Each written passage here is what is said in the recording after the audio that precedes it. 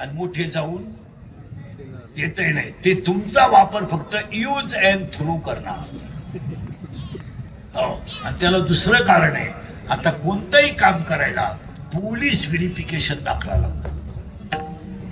आता एमपीएससी द्यायची, यूपीएससी द्यायची, हॉटेल टाकायचंय, कृषी सेवा केंद्र टाकायचंय. आणि शेतकऱ्याच्या पोरांना हे मी का सांगितलं, कपास शिवण तुरीवर कधीही संसार होणार नाही. मी स्वतः शेतकरी आहे चांगला. मी 3 वर्ष लॉकडाऊन मध्ये शेती करून पाहिली, काही खरं नाही. हेच खरं आहे. पुरा काळा पडलो होतो, ढाकळा पुरा अगोदरच काळा, पण रुपड्या नाही मिळाला. पाव इका, बटर इका, काही करा, पण शेतकऱ्याच्या पोराने किराणा आणि भाजीपाला वरच्यावर सोडवला पाहिजे. मुलींचा अभ्यास करा.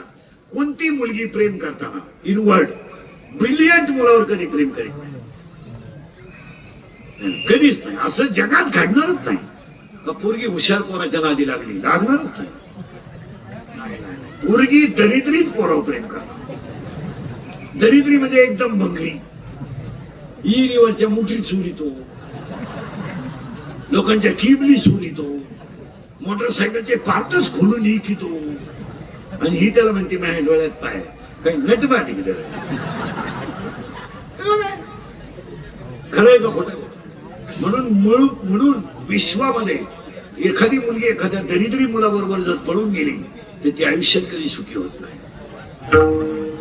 आणि सुखी जर झाली असेल एखादी तर तिने मला सांगायचं, महाराज मी सुखी आहे, 6 महिने तुझ्या घरी मांडे कशी.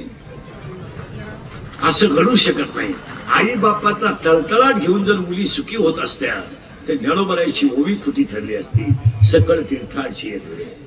जिनं आईच्या डोळ्यात पाणी आणलं आणि जिनं बापाची मान खाली केली ती मुलगी भविष्यात सुखी होऊ शकत नाही. तुमचं नाव, तिला पैसा मिळेल तो भाग वेगळा, तिला मान मिळेल तोही भाग वेगळा, पण समाधान नावाची गोष्ट मिळू शकत नाही.